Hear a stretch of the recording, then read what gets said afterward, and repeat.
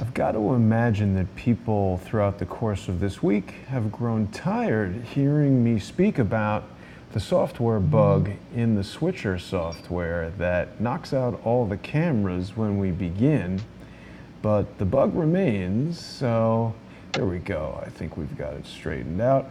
I believe we're live, and welcome, Quinn. How are you, my friend? Hey, Jason, I'm gonna put my headphones in real quick. Sure.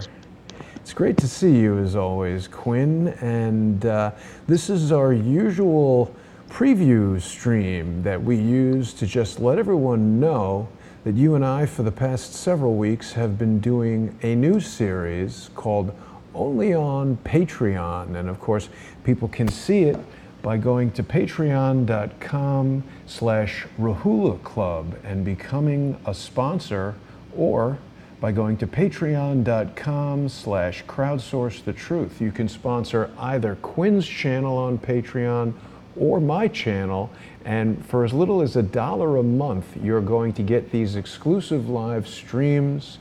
At the $5 per month tier with Crowdsource the Truth, you can join the Discord chat. And Quinn, you've got some unique features for higher sponsorship levels on your channel as well, don't you? I do. People who are in the higher tiers, they get different features when talking to the AI, as well as they get additional, private chat rooms with the community and different access. Some people get direct message capability with the AI. Some people get communication over Twitter with the AI. So it just varies based on, what I'm doing. I like that because, yeah, it's really cool. People who are very into AI can get on to Rahula Club, patreon.com/Rahula Club, and they can experiment with some of the different features and functions that you're adding there.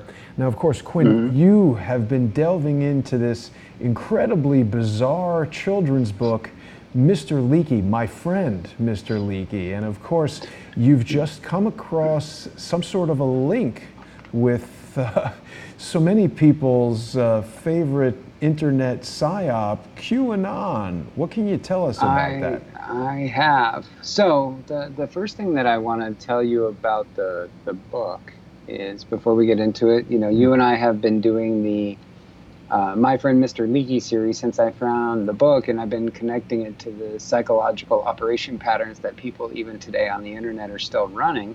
Yeah.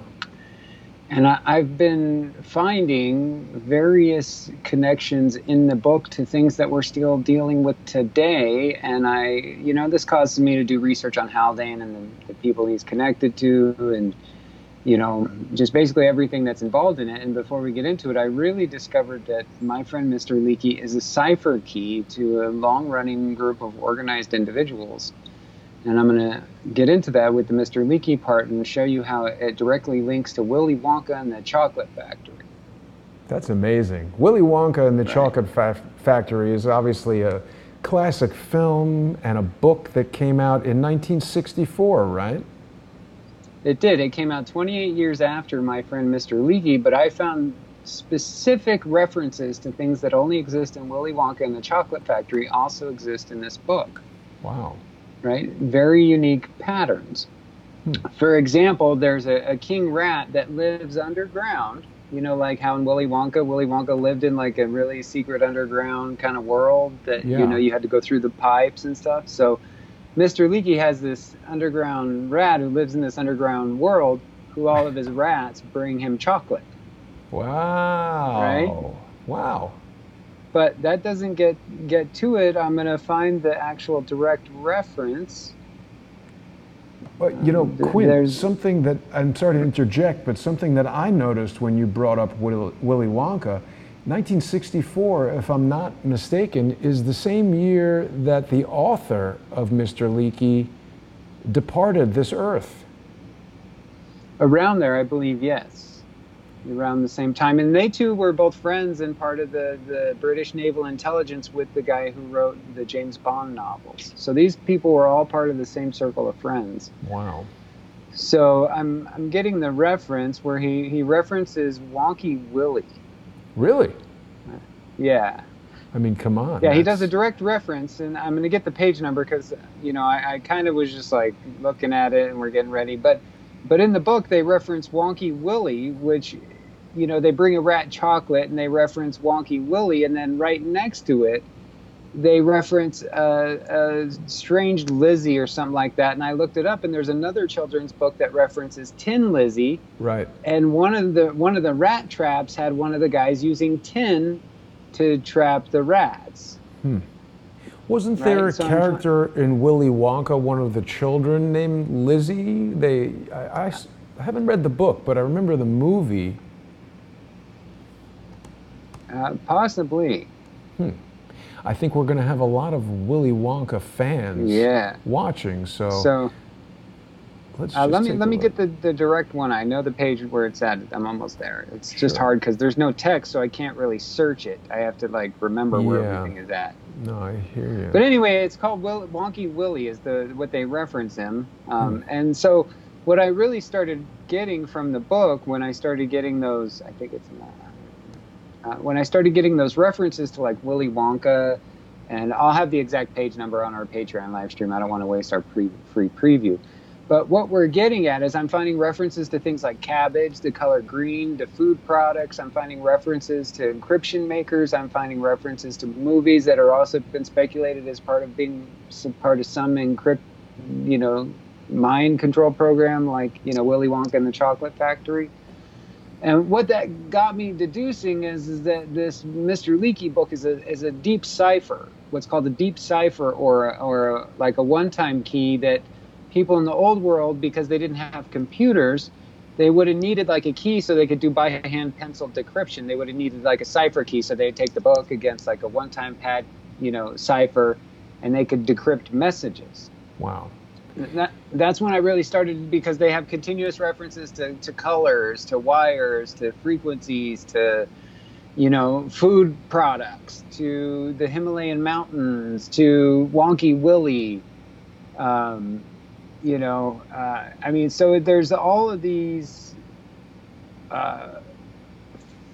what's called fashions or words that link to other things at different points of time, right? Mm-hmm. Like two-headed eagles they used to have on the Russian and Austrian flags. So he's talking about the kind of flag that Russia had before it had its, scythe and hammer. Huh. That's right. So there's a lot of things in it that he's he talks about a miniature cow. So he's talking about having a miniature cow that jumps out of a cupboard to make cream. So there's a lot of reference to bovine genetics. Right.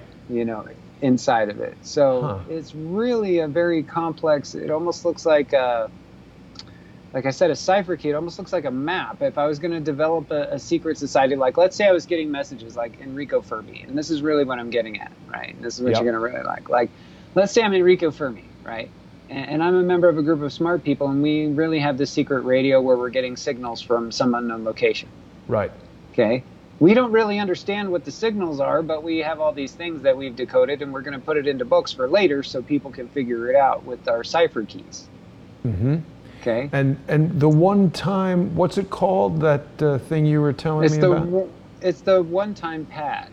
The one-time pad. That's of interest because it's a cipher technology that could have been utilized in 1937 and could even be utilized today, and all it requires is a piece of paper like this and a pencil, right? And a few key words. Right.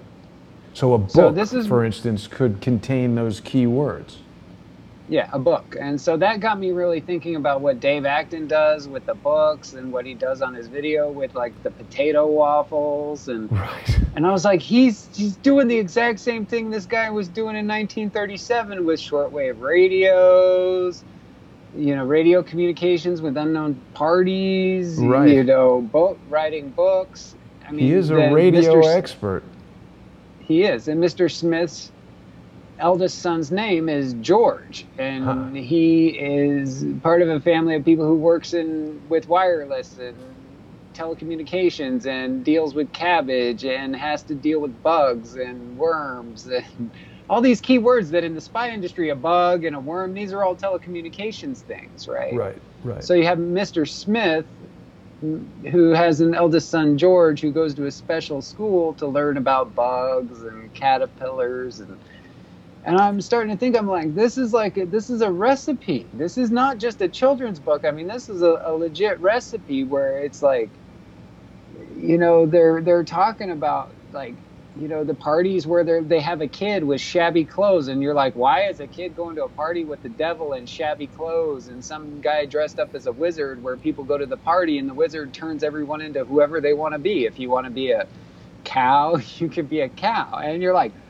and there's an Archangel Raphael at the party. There's some other kids that show up to the party. So it's we're going to get into all those details, Quinn, on the live stream that's coming up in just 20 minutes from right now, only on Patreon. So we want to say thank you to all of our generous Patreon sponsors. And if you're not yet on Patreon, you can go to either patreon.com/Rahula Club and sponsor Quinn's page, or you can go to patreon.com/Crowdsource the Truth, sponsor Crowdsource the Truth for as little as $1 per month. You can watch these exclusive live streams.